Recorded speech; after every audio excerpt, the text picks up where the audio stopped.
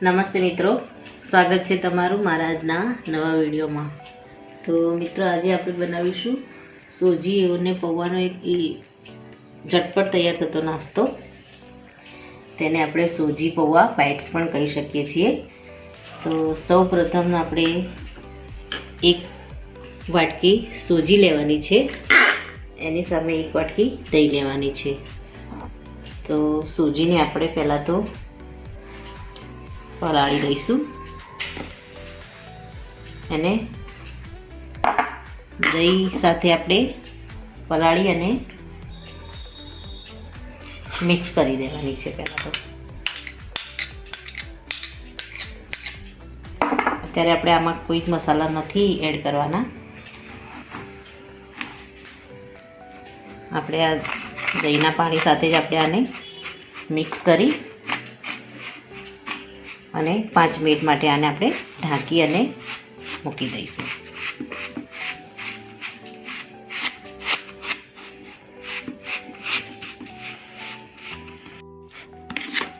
તો મિત્રો, આપણે દહીં અને સોજીને સારી રીતે મિક્સ કરી દીધા છે અને આપણે 5 મિનિટ માટે ઢાંકી અને મૂકી દઈશું। ત્યારબાદ આપણે પૌવાને સારી રીતે ધોઈ લઈશું। અહીંયા મેં સોજી કરતાં થોડા 2 ચમચી વધારે પૌવા લીધા છે। એને આપણે સારી રીતે ધોઈ અને એને પણ આપણે 5-1 મિનિટ માટે મૂકી દઈશું, જેથી કરીને પૌવા આપણા થોડા સોફ્ટ થઈ જાય।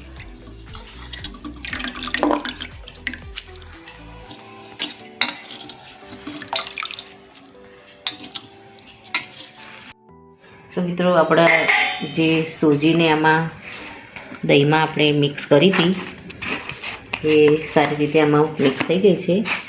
આને આપણે અલગ વાસણ, મોટા વાસણમાં નાખી દઈશું। હવે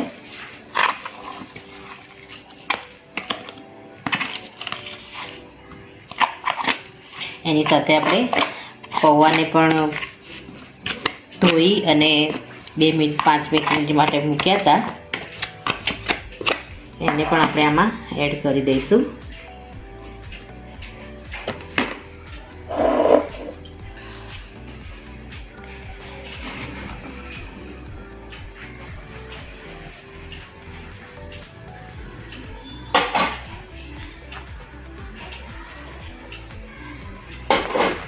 ત્યારબાદ આપણે એમાં લીલો મસાલો અને મરચાંને પણ એડ કરીશું।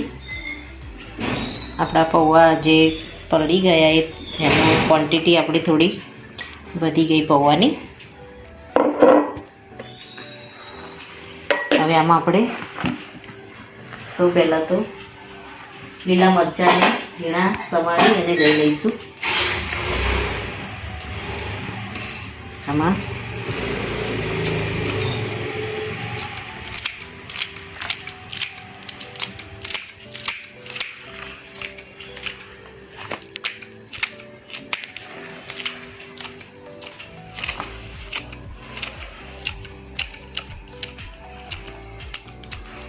ત્યારબાદ તમારે જેટલું તીખું જોઈતું હોય એ રીતના તમારે આની અંદર મરચાં એડ કરવાના છે। મેં 3 તીખા મરચાં એડ કર્યા છે। હવે આપણે કોથમીરને પણ આની અંદર ધોઈ લીધી છે અને ઝીણી સમારી લેવાની છે। હવે ત્યારબાદ આપણે જરૂર મુજબ મીઠું નાખી દઈશું। તો અડધી ચમચી જેટલું આપણે આમાં મીઠું એડ કરી દઈશું। હવે આને હાથ વડે આપણે મસળી દઈશું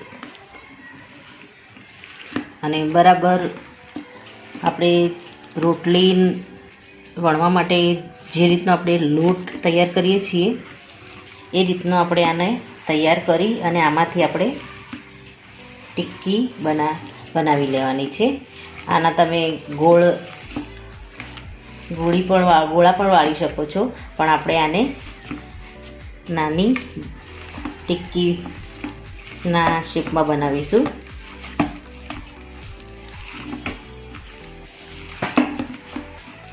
તો આપણા પૌવા અને સોજી અને દહીં અને એની સાથે જે આપણે મસાલા અને ધાણા એડ કર્યા છે એ સારી રીતે મિક્સ થઈ ગયા છે.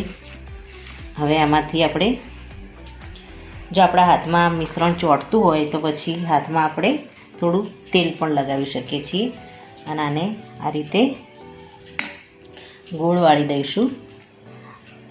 અને આ રીતે પણ તમે એને સ્ટીમ કરી શકો છો, પણ આપણે એને થોડો ટિક્કીનો શેપ આપી દઈશું, સ્મોલ સાઈઝનો, એટલે એક બાઇટ્સ જેવું લાગે આપણને. આ રીતે આપણે બધી ટિક્કીઓ તૈયાર કરી અને મૂકી દઈશું. ત્યારબાદ એને સ્ટીમ કરીશું. તો મિત્રો આપણે થોડા બાઇટ્સ આપણે રેડી કરી લીધા છે. તો એને આપણે પાણી ગરમ થવા મૂકી દીધું છે. તો પાણી ગરમ થઈ જાય એટલે આપણે એના ઉપર જે ડીશ છે એના પર આપણે તેલ લગાવી અને આને મૂકી દઈશું. આ રીતે ચારે બાજુ મેં તેલ લગાવી દીધું છે. નીચે આપણું પાણી ગરમ થવા મૂકી દીધું છે. તો પાણી આપણું થોડું થોડું ગરમ થયું છે. તો એના પર આપણે આ રીતે બધા જ બાઇટ્સને મૂકી અને આને આપણે સ્ટીમ થવા મૂકીશું.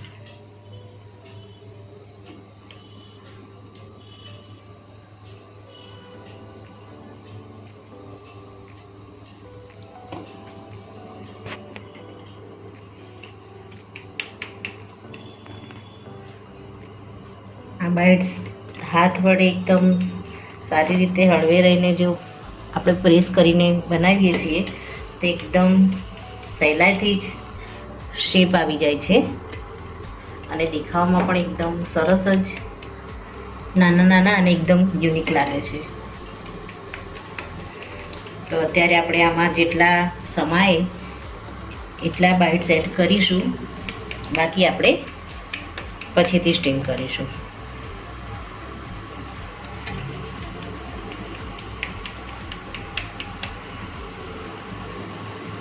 હવે આને આપણે ઢાંકી અને સ્ટીમ થવા દઈશું.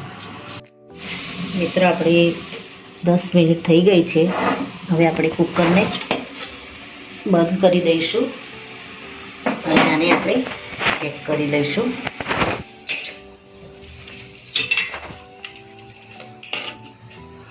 તો આપણા જે બાઇટ્સ છે એકદમ પ્રોપર સ્ટીમ થઈ ગયા છે. આને આપણે અલગ લઈ લઈશું. આ રીતે એને કાઢી લઈશું. પછી આની અંદર આપણે જે બીજા બાઇટ્સ રેડી કર્યા છે એને આપણે આમાં સ્ટીમ કરવા મૂકીશું. બધી જ બાઇટ્સ કાઢી લીધી છે.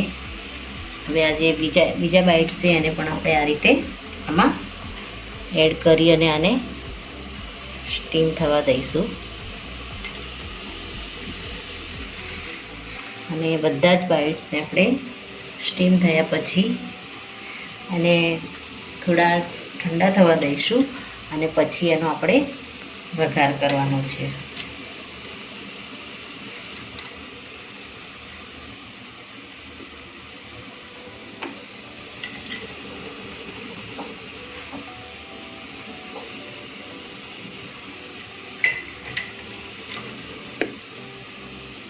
તો મિત્રો બધા જ બાઇટ્સ આપણે આમાં એડ કરી દીધા છે. પાણી આપણું ખૂબ જ ગરમ છે એટલે સાચવીને આપણે આમાં એડ કરીશું. થોડી થોડી જગ્યા કરી અને આ રીતે એડ કરીશું જેથી બધા આપણા બાઇટ્સ આની અંદર સમાઈ જાય.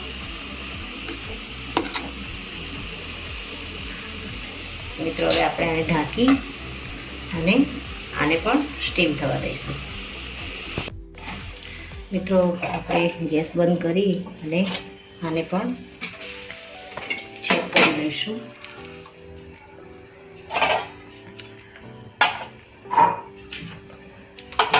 તો આપણા બાઇટ્સ રેડી થઈ ગયા છે. આને પણ આપણે અલગ કાઢી લઈશું. બધા બાઇટ્સ આ રીતે આપણે નીકાળી અને એને વઘારી દઈશું. મિત્રો આપણા બધા જ બાઇટ્સ એકદમ સારી રીતે ઠંડા થઈ ગયા છે.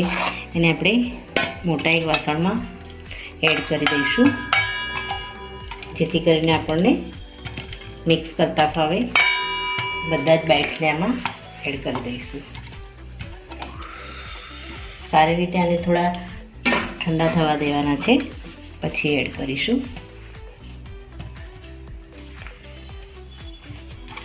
હવે આ બાઇટ્સને આપણે સાઈડમાં મૂકી અને આપણે વઘારની તૈયારી કરીશું. તો વઘાર માટે આપણે અહીંયા સૂકવેલા લીમડાના પત્તા છે અને મેં ઝીણા સમારી લીધા છે, એ લઈશું. અને તલ છે, ચીલી ફ્લેક્સ છે, ઝીણા સમારેલા મરચાં છે, ઓરેગાનો છે અને સૂકું મરચું, રાઈ અને આપણે લીલા ધાણા અને હિંગનો ઉપયોગ કરીશું આમાં. તો સૌપ્રથમ આપણે વઘારની શરૂઆત કરીએ. મિત્રો આપણે વઘારની શરૂઆત કરીશું. તો મોટા વાસણમાં પણ તમારે વઘાર કરવો હોય તો કરી શકો છો, પણ આપણે વઘારિયામાં વઘાર કરી અને પછી આપણે વઘારને એમાં મિક્સ કરી દઈશું. તો આપણું તેલ આવી ગયું છે. આપણે અહીંયા નાની 2 ચમચી જેટલી આપણે રાઈ લઈ લઈશું. રાઈ આપણી બરાબર તતડે ત્યારબાદ તેમાં લીલા મરચાં એડ કરીશું. આપણી રાઈ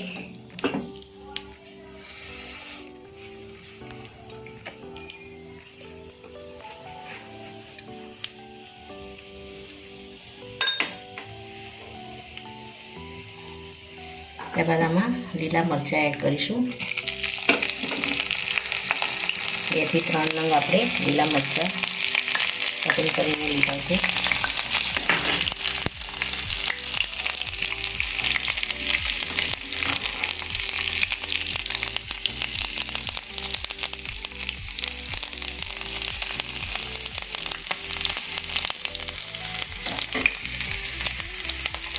આપણા મરચાં અને રાઈ બરાબર સબરી જાય એટલે આપણે ગેસને બંધ કરી દઈશું અને બીજા મસાલા એડ કરીશું, જેથી કરીને વઘાર આપણો બળી ન જાય.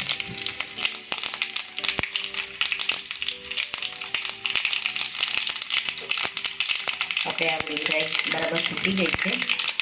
ગેસને આપણે બંધ કરી દઈશું. હવે એમાં આપણે બીજા મસાલા એડ કરીશું. તો અહીંયા જે લીમડાના પાનને ઝીણા સમારીને લીધા છે એને આમાં એડ કરી દઈશું. ત્યારબાદ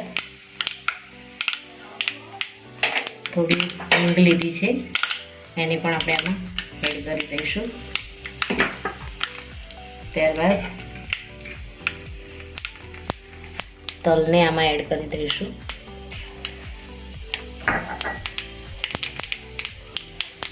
ચીલી ફ્લેક્સ લઈશું, ઓરેગાનો લઈશું,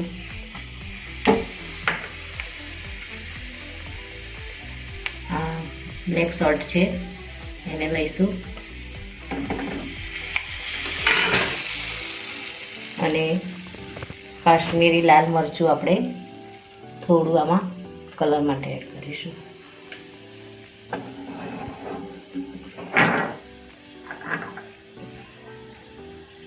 આપણો વઘાર સરસ થઈ ગયો છે. હવે આને આની ઉપર જ રેડી દઈશું અને ગેસને આપણે થોડી વાર માટે ચાલુ કરી દઈશું. આપણો બધો વઘાર આની અંદર એડ થઈ ગયું છે. હવે આપણે થોડી વાર ગેસને ચાલુ કરી અને આને મિક્સ કરી દઈશું.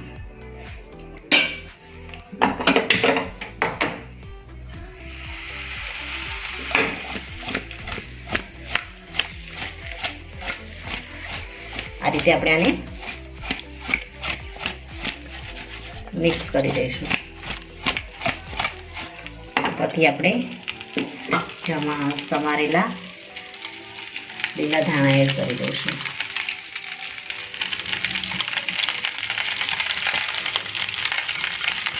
આપણે આમાં દહીંનો ઉપયોગ કર્યો છે એટલે લીંબુ એડ કરવાની જરૂર નથી.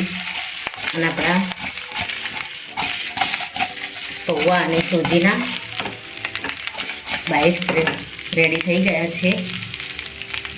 2 મિનિટમાં આપણે ખાલી ગેસ ચાલુ રાખી અને બાઇટ્સની અંદર બધો મસાલો એડ થાય એ રીતે આપણે આને મિક્સ કરીશું.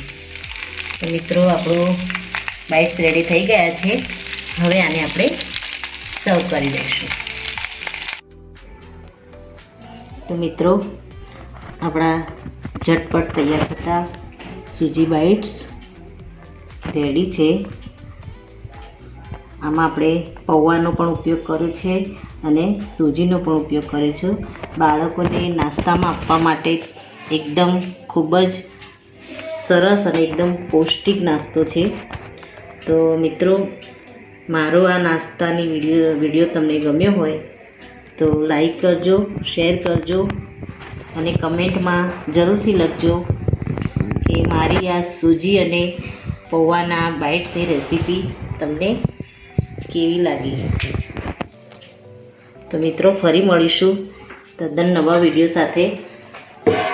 ત્યાં સુધી થેન્ક યુ મિત્રો.